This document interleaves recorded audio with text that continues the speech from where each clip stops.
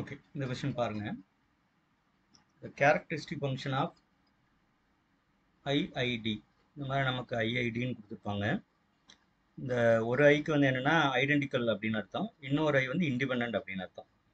அது இடம் மாற்றி போட்டுக்கலாம். Independent and identical distribution, independently and identically distributed random variables, அதான் அந்த ஐஐடி அப்படிங்கிறது. ஸோ இந்த வேர்டு இருக்காங்கிறத பார்த்துங்க எப்போவுமே. அப்படி கொடுத்தாங்கன்னா இந்த ரெண்டு வேரியபிள் வந்து இண்டிபெண்ட்டாக இருக்குது அப்படின்னு அர்த்தம். ஐடென்டிக்கல்னால் இந்த ரெண்டுக்கும் சேர்த்து இந்த ப்ராப்பர்ட்டி வந்து சேமாக இருக்கும். இந்த இடத்துல பார்த்தீங்கன்னா ரெண்டுக்குமே வந்து கேரக்டரிஸ்டிக் ஃபங்க்ஷன் வந்து சேம். x1ங்கிற வேரியபிளுக்கும் characteristic function phi of t தான், x2ங்கிற வேரியபிளுக்கும் கேரக்டரிஸ்டிக் ஃபங்க்ஷன் வந்து பை ஆஃப் டி தான். அந்த மாதிரி கொடுத்துட்டாங்க. வேர் ஸோ இந்த இடத்துல பர்டிகுலர் என்ன பண்ணியிருக்காங்கன்னா இந்த ஃபங்க்ஷன் வந்து defined from R to R அப்படின்னு கொடுத்துட்டாங்க. இது நமக்கு தேவைப்படும், ஆர் டு ஆர்னு கொடுத்துட்டாங்க. Then the characteristic function of x1 minus x2. நம்ம யூஸ்வலாக அது எழுதும்போது என்ன பண்ணுவோம்னா இந்த கீழே வந்து நம்ம எந்த வேரியபிள்க்குரியது அப்படின்னு எழுதி காமிப்போம் சின்னதாக. அப்போ இந்த மாதிரி எழுதலாம். ஸோ இது வந்து என்ன அப்படின்னு கேட்குறாங்க. இந்த ஆன்சர் வந்து என்னன்னு கேட்குறாங்க.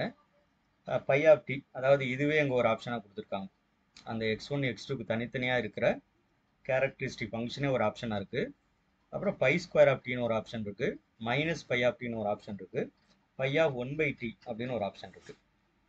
சரி, இப்போ இதில் வந்து நம்ம இதில் இது ஆக்சுவலாக ஒரு 2-3 மெத்தடில் போடலாம். நான் உங்களுக்கு சொல்கிறேன். ஃபஸ்ட் இதை பார்த்த உடனே எது ஆன்சராக வராதுன்னு எலிமினேட் பண்ணலாம்.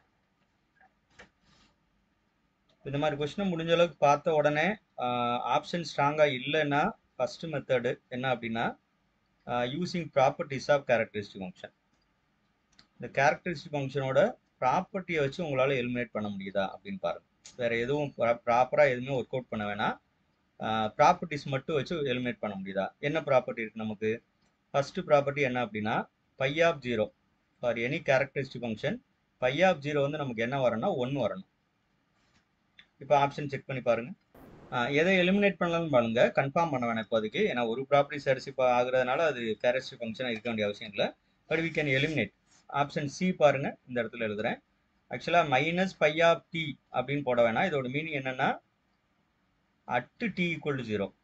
ஆக்சுவலாக இதெல்லாம் வந்துடும், இதுவும் வந்துடும், ஆக்சுவலாக இதுவும் வந்துடும். அட்டு டி ஈக்குவல் டு 0ன்னு அப்படி எழுதிக்குங்க சார். Last option sir. இது ஒன்று தான் வரும், ஏன்னா ஆல்ரெடி கிவன். இதுவும் ஒன்று தான் வரும். பை ஆஃப் 0 ஒன்றுனா பை ஸ்கொயர் ஆஃப் 0 ஒன்று தான் வரும். இது பார்த்தீங்கன்னா அட்டு டி ஈக்குவல் டு 0 போடுறோம். இல்லை இதுவே என்ன வரும், இது பாருங்களேன், மைனஸ் பை ஆஃப் டி என்ன வரும்? மைனஸ் பை ஆஃப் 0 என்ன இருக்கும்? மைனஸ் 1 தானே வரும். இதுவே ஈக்குவல் டு 1 வராது, ஆப்ஷன் சியே வராது. அப்போ நீங்கள் எடுத்துடலாம் இதை உடனே. இங்கே கண்டிப்பாக வராது. அட் டி ஈக்குவல் டு 0 இது டஸ் நாட் எக்ஸிஸ்ட்னு வந்துடும். ஏன்னா நம்ம டி 0வே போட முடியாது. அப்போ கண்டிப்பாக இது நாட் ஈக்குவல் டு 1. அதாவது இந்த வேர்டை தனியாக பாருங்கள். டி ஈக்குவல் டு 0வில் இதோட வேல்யூ நான் பார்க்குறேன். அது equal to 1 not equal to 1 அவ்வளோதான். எனக்கு ஈக்குவல் டு 1 வந்தால் ஓகே, ஹோல்டரில் வச்சுக்கலாம். நாட் ஈக்குவல் டு 1னால எடுத்துடலாம். ஓகேவா? அப்போ இந்த ஆப்ஷனை வச்சு நம்ம ரொம்ப வந்து உள்ளெல்லாம் போய் பார்க்காமலே நம்மளால் ரெண்டு ஆப்ஷன் வந்து எலிமினேட் பண்ண முடியுது. வேறு ஏதாவது சம் அதர் ப்ராப்பர்ட்டிஸ்? இது ஒரு ப்ராப்பர்ட்டி, இம்பார்ட்டன்ட் ப்ராப்பர்ட்டி. அப்புறம் இன்னொன்று என்ன இருக்குன்னா modulus of phi of T. இது என்னவா இருக்குன்னா எப்பவுமே less than or equal to 1, அதாவது பவுண்டட் பை 1. ஆனால் அது ரெண்டுமே சாட்டிஸ்ஃபை பண்ணும். ஏன்னா பை ஆஃப் டிக்கு சாட்டிஸ்ஃபை ஆனால் பை ஸ்கொயர் ஆஃப் டிக்கும் சாட்டிஸ்ஃபை ஆகும். ஸோ இந்த மாதிரி நீங்கள் ட்ரை பண்ணுங்கள். இதில் முடியலைன்னா மட்டும் அடுத்த லெவலுக்கு நம்ம போகணும். ஸோ நான் சொல்கிறது இந்த பர்டிகுலர் கொஸ்டினுக்காக இல்லை, நான் சொல்கிறது ஜென்ரலாக. இந்த மாதிரி கேரக்டரிஸ்டிக் ஃபங்க்ஷன் கேட்குறாங்க அப்படின்னா முடிஞ்ச அளவுக்கு ப்ராப்பர்ட்டியை வச்சு நம்ம எலிமினேட் பண்ண முடியுமா அப்படின்னு பார்க்கணும். நம்ம ஸ்டேட் லெவலுக்குலாம் மேக்ஸிமம் 3 ஆப்ஷன் வந்து ரொம்ப சரியில்லாத ஆப்ஷனாக கொடுத்தாங்கன்னா நீங்கள் இதுலேயே எலிமினேட் பண்ணிடலாம், நேராக நமக்கு ஆன்சர் கிடச்சிருக்கும். பட் இது கொஞ்சம் ஒரு ஸ்ட்ராங் லெவல் கொஸ்டின், அதனால் இன்னும் கொஞ்சம் நமக்கு வந்து 2 ஆப்ஷன் நிற்கிது, இல்லைன்னா ஒன்றே நமக்கு கிடச்சிருக்கும். ஸோ இது ஒரு மெத்தடு. ரெண்டாவது மெத்தட் வந்து இது ஆக்சுவலாக நீங்கள் டெஸ்கிரிப்டிவ்க்கும் இந்த மாடல் யூஸ் பண்ணிக்கலாம். நான் டைரெக்டாகவே பண்ண போகிறேன். என்ன டைரெக்டாக தெரியணும் அப்படின்னா நமக்கு ரிசல்ட் இந்த இடத்துல இண்டிபெண்ட்ங்கிற வேர்டு மறந்துடுறாங்க. இந்த ஐஐடிக்குள்ள ஒரு ஐ வந்து இண்டிபெண்ட் அப்படிங்கிற வேர்டு வந்து இங்கே மறைஞ்சிருக்கு. ஸோ அதை மறந்துடக்கூடாது. அப்போ இண்டிபெண்ட் ரேண்டம் வேரியபிள். இப்போ நமக்கு என்ன ப்ராப்பர்ட்டி தெரியும் அப்படின்னா x1 அண்ட் x2 இந்த ரெண்டு இண்டிபெண்ட்டாக இருந்துச்சுன்னா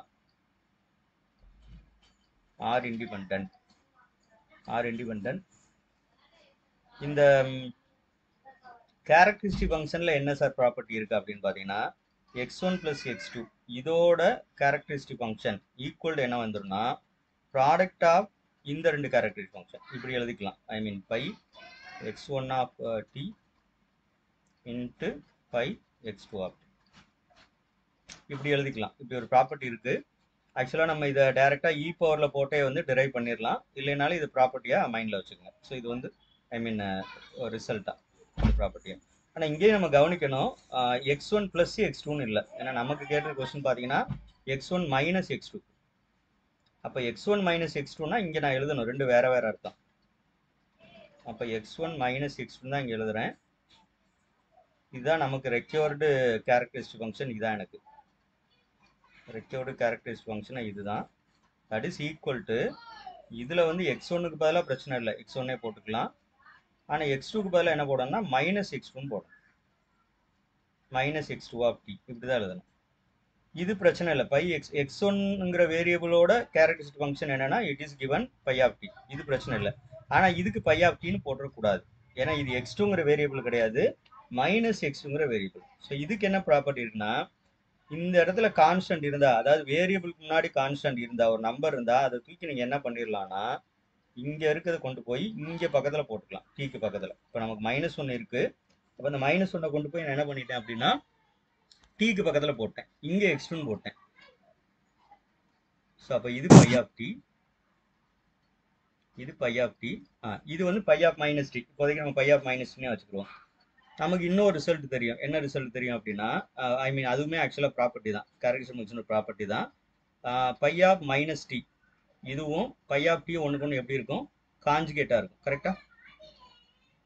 காஞ்சுகேட்டாக இருக்குமா? இப்போ பை ஆஃப் மைனஸ் டிக்கு பதிலாக நான் என்ன போட்டுக்கலாம் அப்படின்னா எங்கேயாவது ஒரு இடத்துல காஞ்சுகேட் போட்டுக்கணும். Phi of minus T and phi of T are conjugate functions. அதாவது ஒரு இதுக்கு காஞ்சுகேட் எடுத்தீங்கன்னா இன்னொன்று வரும். ஓகேவா? நான் உங்களுக்கு ஆக்சுவலாக டீட்டெயிலாக சொல்கிறேன், ஏன்னா இதில் இன்னொரு விஷயமும் இருக்குது. ஏன்னா நீங்கள் டேரெக்டாக போட்டுற முடியாது, பை ஆஃப் டி பார்னு போட்டுக்கலாம். ஓகேவா? அப்போ இவ்வளோ தானே சார் சம்மு வரும் அப்படின்னு தோணும். அதுக்கு தான் நம்ம இன்னொரு ஐடியா கொடுத்து வச்சிருக்கான். என்ன கொடுத்து வச்சிருக்கான்னா, இந்த ஃபங்க்ஷனை பாருங்களேன். பை ஆஃப் டி எங்கே இருக்கும் ஆக்சுவலாக? Phi is a function from r to r. அப்போ பை ஆஃப் டி எங்கே இருக்கும்?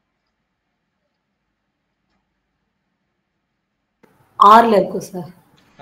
ரியல் நம்பர் தானே. அப்போ இந்த பை ஆஃப் டி பாரை எப்படி எழுதிடலாம்? வெறும் பை ஆஃப் டின்னு எழுதிடலாமா இதை? அப்போ பை இன்ட்டு பைன்னு வந்துருமா? அப்போ ஆன்சர் வந்து phi square of t. So இது ரீசன் ஏன் அப்படி மாற்றுறோன்னா, it is given by is a mapping from R to R. அப்போ ரெண்டில் பை ஆஃப் டி கிடையாது, பை ஸ்கொயர் ஆஃப் டி. இதான் வந்து உங்களுக்கு ஆன்சர். ஸோ இந்த மாடலையும் கொஸ்டின் கேட்பாங்க. சரி, இப்போ இதுலேருந்து வேற எப்படி நம்ம யோசிக்கலாம் அப்படின்னா, நீங்கள் என்னென்ன பண்ணலாம் அப்படின்னா, இதே இது வந்து x1 ப்ளஸ் x2க்கு கண்டுபிடிங்க. ஒன்று இதெல்லாம் வந்து நீங்கள் ட்ரை பண்ணுங்கள், ஹோம்ஒர்க்னே கூட போட்டுறேன், இதெல்லாம் ட்ரை பண்ணுங்கள். x1 plus x2 characteristic function என்னன்னு கண்டுபிடிங்க. மேபி இதில் இல்லாமல் கூட இருக்கலாம், ட்ரை பண்ணி பாருங்கள். இதை ட்ரை பண்ணுங்க. ஒன்று. இன்னொன்று வந்து பை வந்து இந்த மாதிரி ஆர் டு ஆர்னு கொடுக்காம இருந்தா, இந்த ஸ்டெப் இல்லை, ஐ மீன் காம்ப்ளெக்ஸாக இருக்குது அப்படின்னா என்ன ஆன்சர் வரும்? ஓகேவா? காம்ப்ளெக்ஸ் ஃபங்க்ஷனாக இருக்குது, அப்போ என்ன ஆன்சர் வரும்?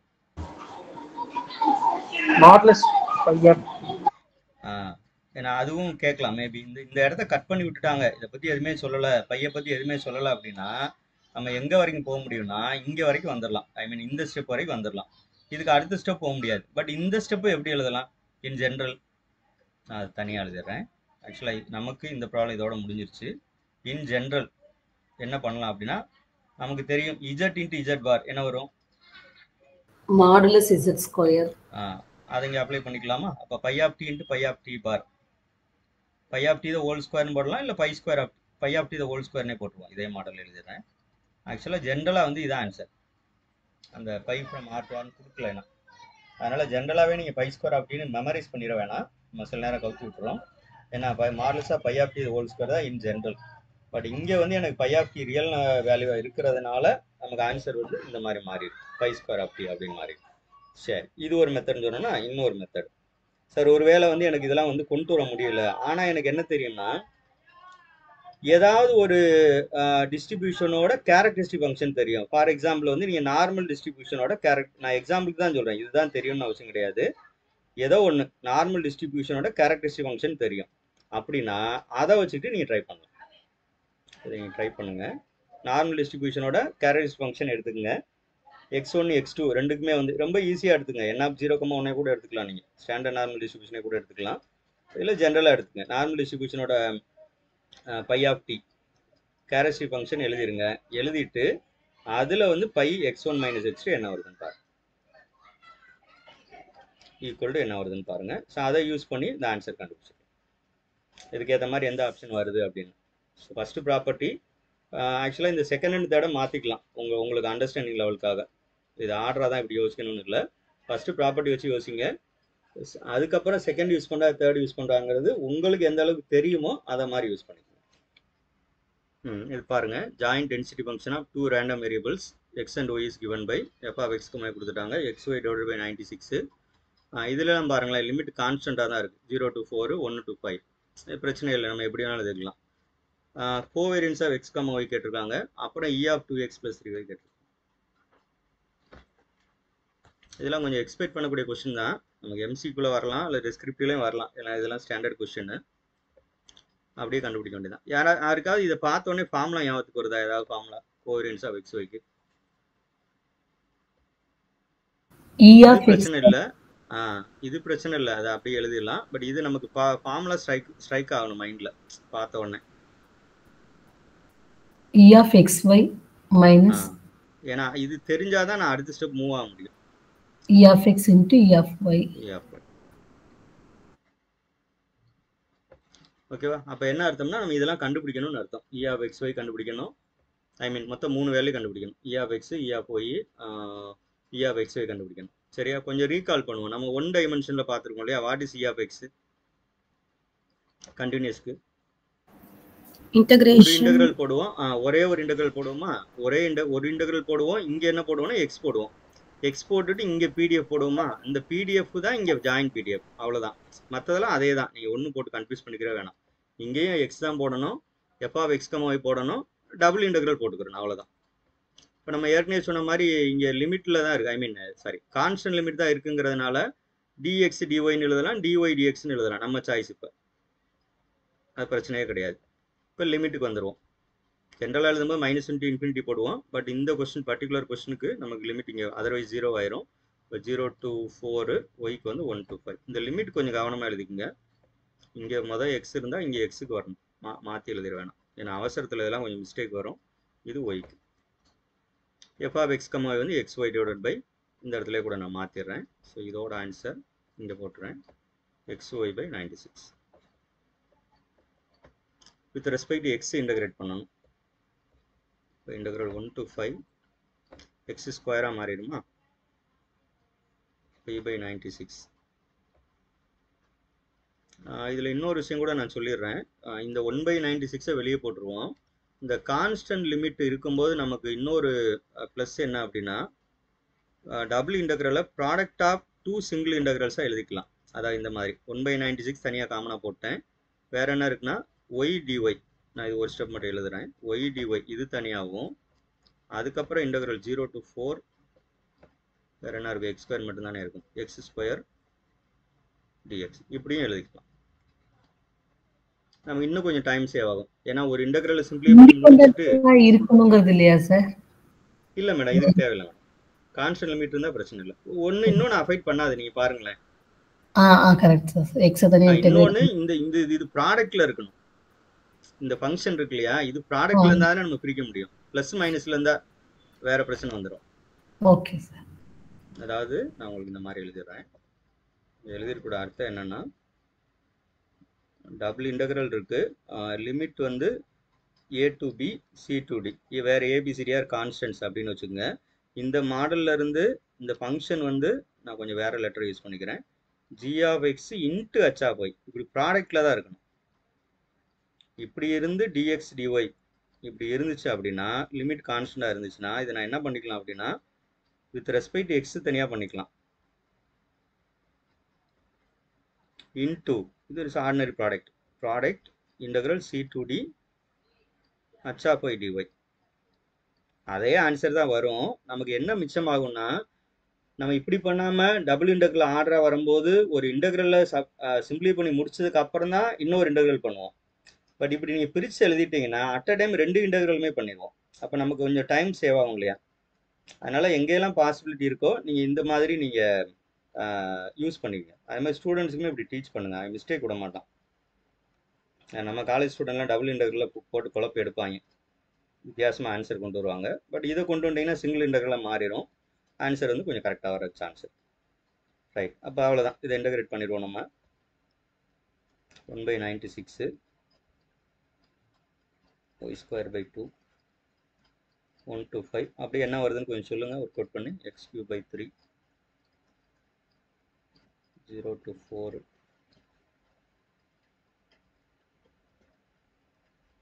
1/96. இந்த 2 கூட இங்கே போட்டுருவோமா? 24 வருதா? Yes sir 24. கரெக்டு தானே? 24 இங்கே இன்ட்டு இங்கே வந்து நமக்கு 4³ தான் வரும். 64 4 × 4 இல்லைன்னா 64 போட்டுக்கலாம். பை 3 வரும். இது நம்ம கொஞ்சம் கேன்சல் பண்ணிக்கலாம். 0 போடும்போது 0 ஆயிரும். அவ்வளோதான். அதை விட்டுற வேண்டியதான். இப்போ ஃபைனலாக வந்து நம்ம சிம்ப்ளை பண்ணோம்னா 8/3. E(x) = 8/3.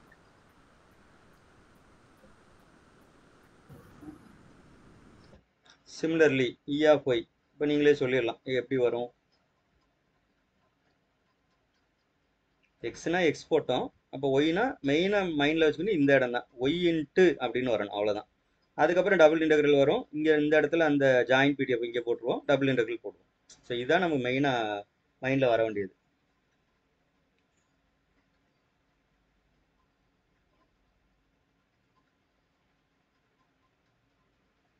ரைட்.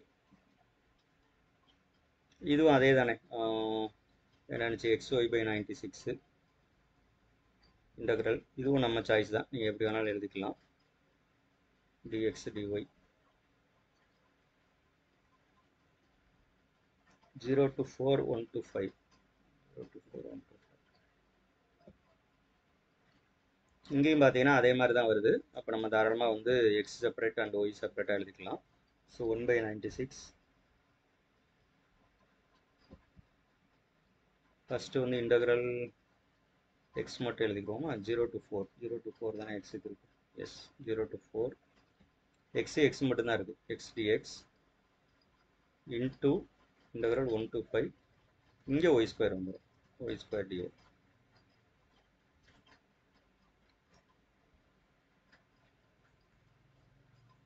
1/96. ஸோ x²/2 வருமா? 0 to 4 அப்புறம் y³ 1 to 5 1/96 இன்ட்டு 2 இன்ட்டு 3. அந்த டினாமினேட்டர் பூரா இங்கே கொண்டு வந்துடுறேன். 4 போடும்போது 16 வரும். இப்போ 16 - 0. அப்புறம் இங்கே வந்து நமக்கு இன்ட்டு 5 போடும்போது 5³ 125 வரும். ஆர் 5³ வச்சுக்க வேண்டியதான். இதை சிம்ப்ளை பண்ணிட வேண்டியதான். சிம்ப்ளை பண்ணோன்னா நமக்கு ஐ திங்க் 31/9. செக் பண்ணிக்கோங்க. 1 வேற இருக்கோ? இங்கே 1 வேற இருக்கு இல்லையா? ஆமாம். 1 போடும்போது என்ன ஆகும்? 124 ஆயிருமா? கரெக்டு தானே? 5³ - 1³ வரும். அப்போ 124 போட்டு இதை கேன்சல் பண்ணிடுவோம். ஆன்சர் வந்து நமக்கு 31/9. இது E(y). இப்போ E(xy) என்ன வரும்? அப்போ E(xy) என்ன வரும்? Double integral xy f of x. Double integral ஆக்சுவலாக எக்ஸ் ஒன்றும் இல்லை. நம்ம இந்த உள்ள என்ன இருக்கோ அதை இங்கே போடணும். நம்ம அப்படிதான் புரிஞ்சுக்கிறணும். ஒன்னொன்னையும் போட்டு கஷ்டப்பட்டு மெமரைஸ் பண்ணக்கூடாது. இது உள்ளுக்கு என்ன இருக்கோ அது இங்கே போடணும். எக்ஸ் இருந்தால் எக்ஸ் போட்டோம், ஒய் இருந்தால் ஒய் போட்டோமா? அப்போ xy இருந்தால் xy போட்டு விட்டுறணும். அவ்வளோதான். Other things are as it is. Already நமக்கு என்ன இருக்கோ அதெல்லாம் அப்படியே எழுத வேண்டியதான். வரிசையை நான் dx dy தான் எழுதுனால இங்கேயுமே அதை எழுதிக்கலாம். மாற்றியும் எழுதலாம். மாற்றி எழுதினாலும் ஒரு ஆன்சர் தான் வரும். 1 to 5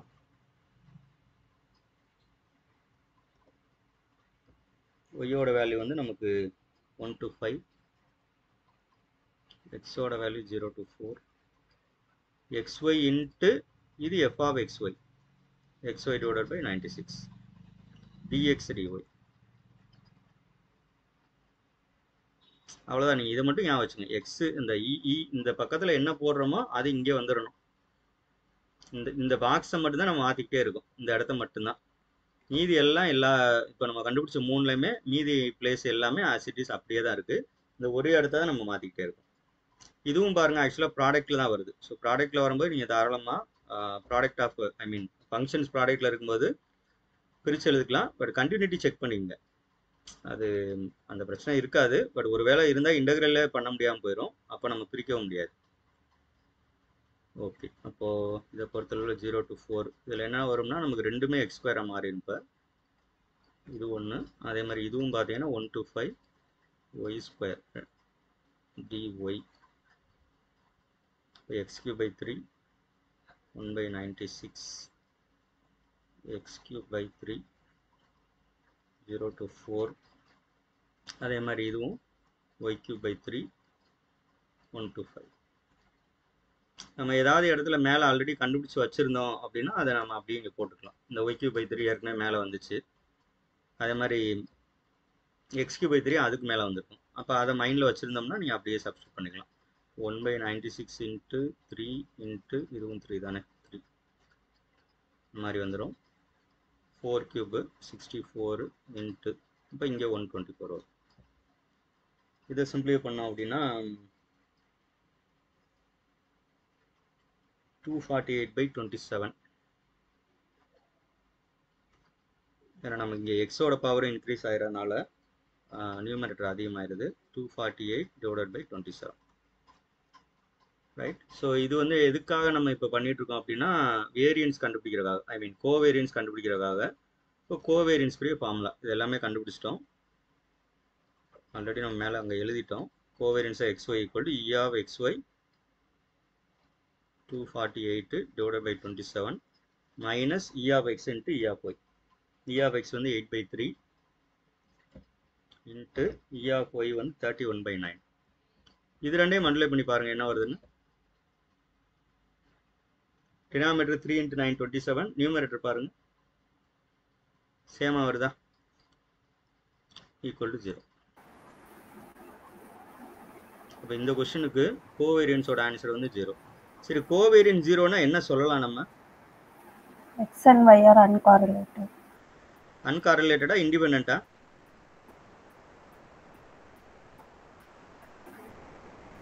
அன்காரலேட்டடா சொல்ல முடியும், இண்டிபெண்டன்ட் சொல்ல முடியாது. இண்டிபெண்டன்ட் சொல்ல முடியாது. சரிங்களா? ஒருவேளை வந்து prove that X and Y are uncorrelated, இதே கொஸ்டினை கொடுத்துட்டு ஏதாவது அன்காரலேட்டட் இந்த ரெண்டு வேரியபிள் வந்து அன்காரலேட்டட் ப்ரூவ் பண்ண சொன்னாங்கன்னா இதே ப்ரூஃப் தான். இங்கே வரைக்கும் எழுதிருங்க, இந்த நோட்டுன்னு எழுதிருக்க ஸ்டெப் மட்டும் எக்ஸ்ட்ரா சேர்த்துருங்க, அவ்வளோதான். ஏன்னா சம்டைம் இப்படியும் கொஸ்டின் கேட்கலாம். அன்காரலேட்டட். ஓகே, ஸோ ஒரு பார்ட் வந்து முடிஞ்சு. இன்னொரு பார்ட் என்ன கேட்டிருக்காங்கன்னா E of 2x plus 3y. இதை எப்படி எழுதலாம்? எக்ஸ்பெக்டேஷனை பொறுத்தவரை நமக்கு வேலை ஈஸி. கான்ஸ்டன்ட் இருந்தால் தூக்கி வெளியே போட்டுற வேண்டியதான். E of x plus 3 into E of y.